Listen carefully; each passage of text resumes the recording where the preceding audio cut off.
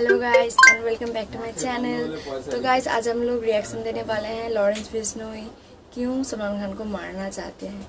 आप लोग तो इसके बारे में बहुत ही सुन चुके होंगे, जो ब्लैक बर्ड का जो केस है सलमान खान के ऊपर, तो वो तो केस चल ही रहा है अभी तक, लेकिन उनको बहुत सारी धमकी मिल रही है लॉरेंस बिश्नोई से।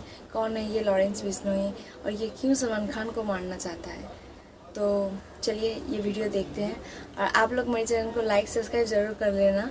1998 में राजस्थान के जोधपुर में हम साथ साथ हैं फिल्म की शूटिंग चल रही थी। 1 और 2 अक्टूबर की रात को इस घने जंगल में अचानक एक बिना छत वाली जीप दिखती है। इसमें हम साथ साथ हैं मूवी के एक्टर्स मौजूद हैं। ड्राइवर सीट पर सलमान खान, साइड में सैफ अली खान, पीछे वाली सीट पर तीनों एक्ट्रेसेस तब्बू, सोनाली बेंद्रे और नीलम कोठारी। कथित आरोप है कि सलमान खान ने जोधपुर के कंकानी गाँव के इस जंगल में 2 ब्लैक बक्स यानी कि काले हिरणों का शिकार किया और इसका परिणाम ये हुआ कि जीवन का टारगेट क्या है तुम्हारे?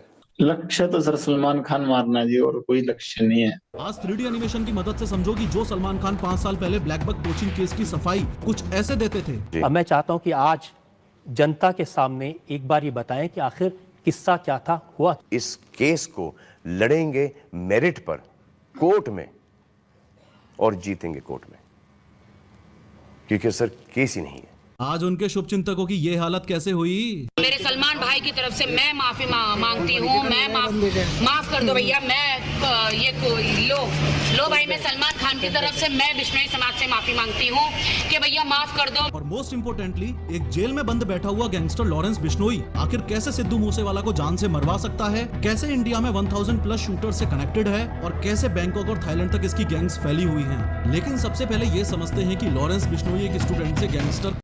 बात 12 फरवरी 1993 की है। फिरोजपुर पंजाब के एक गांव में लॉरेंस का जन्म हुआ। लॉरेंस के पिताजी हरियाणा पुलिस में नौकरी करते थे और 1997 में रिटायर होकर खेती का काम संभालने लगे। 1 साल बाद अक्टूबर 1998 में अब लॉरेंस 5.5 साल का हो गया है और ऑब्वियसली उसे कोई अंदाजा भी नहीं है कि एलिजिडली जोधपुर में इस दौरान सलमान खान 2 ब्लैक बक्स का शिकार कर रहा है और 25 साल बाद इसी बॉलीवुड के भाईजान को मारना उसकी जिंदगी का इकलौता मकसद रह जाएगा। खैर 12th पास करके 2010 में Lawrence Bishnoi DAV college Chandigarh में लॉ में ग्रेजुएशन करने के लिए चला गया। रिपोर्ट्स ये भी कहती हैं कि 10वीं में लॉरेंस बिश्नोई एक लड़की को काफी पसंद करता था और 12th पास करते करते ये एक रिलेशनशिप में आ चुके थे। डीएवी कॉलेज चंडीगढ़ में लॉरेंस बिश्नोई ने अकेले नहीं बल्कि अपनी गर्लफ्रेंड के साथ ही एडमिशन लिया था आगे की पढ़ाई के लिए। कॉलेज में काफी पॉपुलर होने की वजह से लॉरेंस ने स्टूडेंट सिलेक्शन में खड़ा होने का डिसीजन लिया और अपनी party student organization of Punjab University यानी सोपू बनाई। इलेक्शन के दौरान लॉरेंस की मुलाकात हुई गोल्डी ब्रार से। ये वही गोल्डी ब्रार है जिसने सिद्धू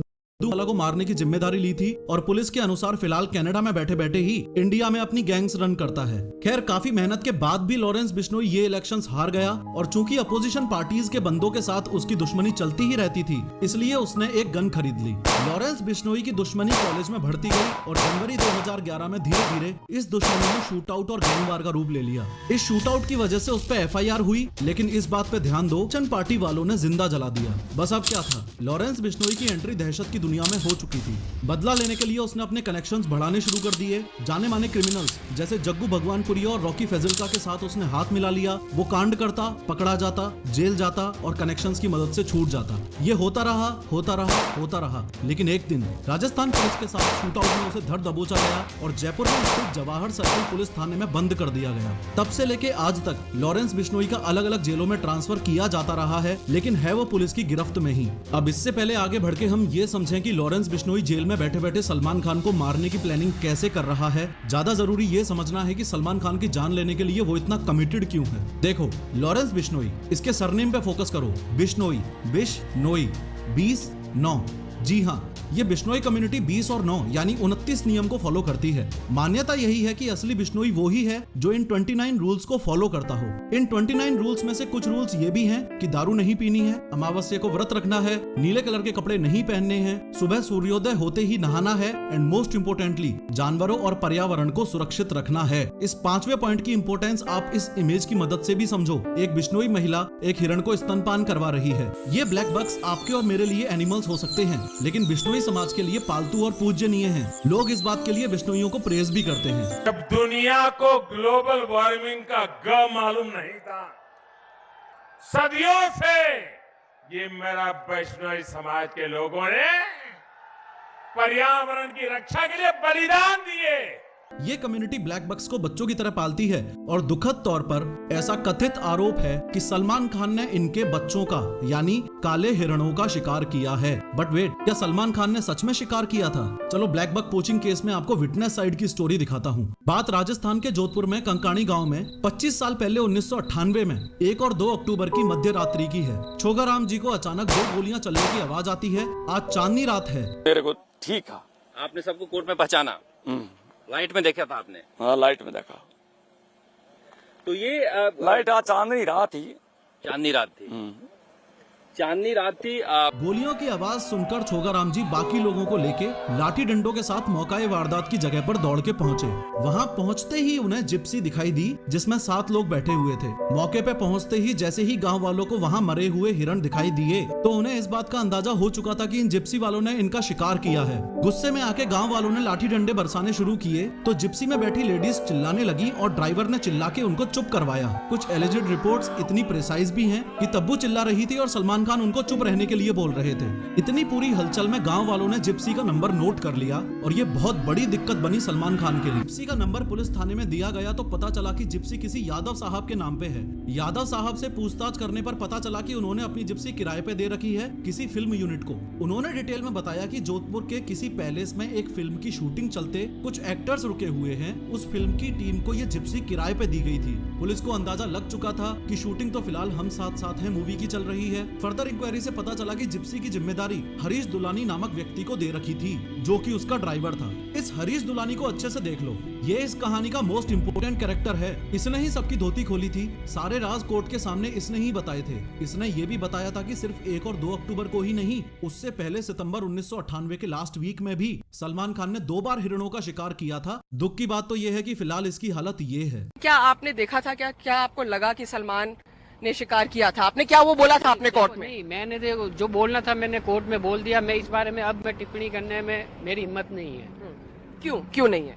बस अब नहीं है, डर लगता है भाई। वो इसलिए क्योंकि इसके परिवार वालों को लगातार धमकियां तक मिली हैं। इसी समय आपको ये भी बताना चाहूंगा कि जीप में जो 7 लोग मौजूद थे उसमें जो पीछे 2 मेल्स बैठे थे उनमें से एक था ये हरीश दुलानी और दूसरा था दुष्यंत सिंह जो एज अ गाइड काम करता था उस होटल में जिस होटल में ये लोग रुके हुए थे। उसके बाद कई बार सलमान खान हियरिंग्स के लिए कोर्ट जाते रहे, जेल भी गए लेकिन बेल मिलती रही। लेकिन फाइनली 5 अप्रैल 2018 को सलमान खान को 5 साल की सजा सुना दी गई और 10,000 रुपए का जुर्माना लगा दिया गया। परंतु बिश्नोई कम्युनिटी जिस बात से आज तक नाराज है वो ये कि सलमान खान के जेल जाने के एग्जैक्ट 2 दिन बाद यानी 7 अप्रैल 2018 को सलमान खान को बेल मिल गई और केसेस यूं ही कोर्ट में घूमते रहे। ऐसे में गैंगस्टर लॉरेंस बिश्नोई कानून हाथ में लेने की ठान लेता है और पुलिस की जीप में बैठ के पुलिस वालों के सामने बोलता है, तो जब हम करेंगे तो पता लग ही जाएगा। सलमान खान का करेंगे, मारेंगे ही, जोधपुर में मारेंगे तो पता लग जाएगा इनको। अभी तो मैंने कुछ किया ही नहीं, बिना मतलब कोई इन्वॉल्व कर रहे हैं। खैर फिलहाल लॉरेंस बिश्नोई तो जेल में बंद है लेकिन अपने राइट हैंड गोल्डी ब्रार और गैंग मेंबर्स के साथ कनेक्टेड रहते हुए सलमान खान को जान से मारने की इसकी प्लानिंग काफी स्ट्रॉन्ग और प्रैक्टिकल है।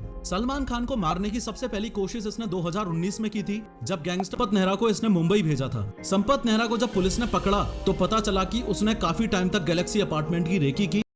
पीआर की रेंज कम होने की वजह से प्लान कैंसिल करना पड़ा। सलमान खान को मारने की दूसरी कोशिश इसने 2022 में की थी जब कनाडा में बैठे गोल्डी ब्रार ने एक शूटर को मुंबई भिजवाया और हमले की साजिश करने के लिए मुंबई में उसे एक कमरा दिलवाया। सलमान खान के फार्म हाउस की रेकी की गई। फार्म हाउस के गार्ड से शूटर ने दोस्ती तक भी कर ली थी। हर मूवमेंट पर नजर थी लेकिन सलमान खान के साथ हैवी सिक्योरिटी होने की वजह से प्लान कैंसिल करना पड़ा।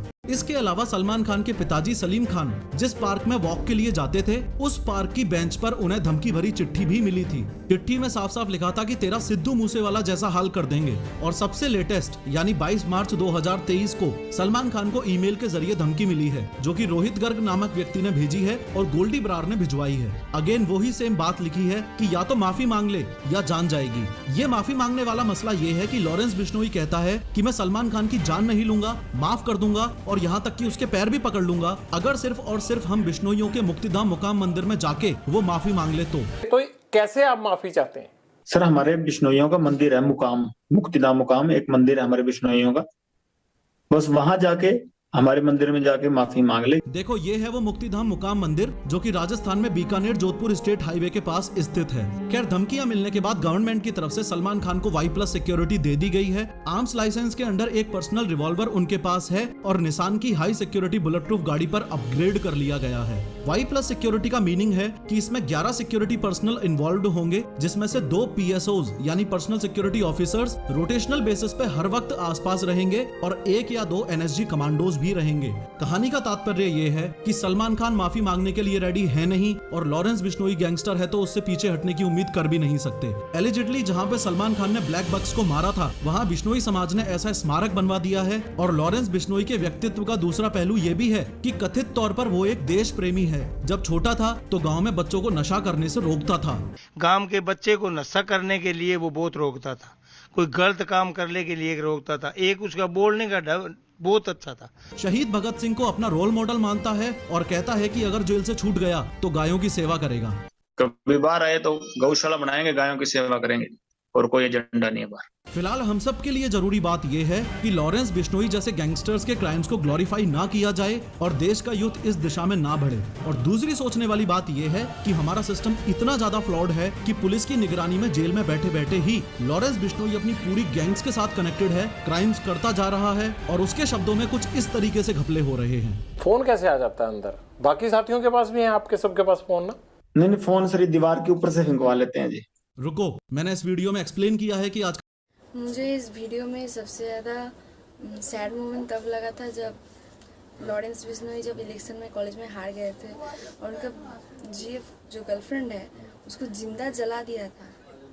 समझो आप, ऐसे किसी लड़की को जला देते हैं, सोच के ही ऐसा लगता है।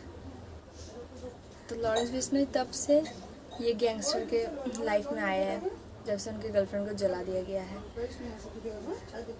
और माने तो जो लॉरेंस बिश्नोई ने बताया है, जो उनका जो मंदिर है वहाँ पर जाकर अगर सलमान खान माफ़ी मांग लेते हैं तो सब कुछ ठीक कर देंगे।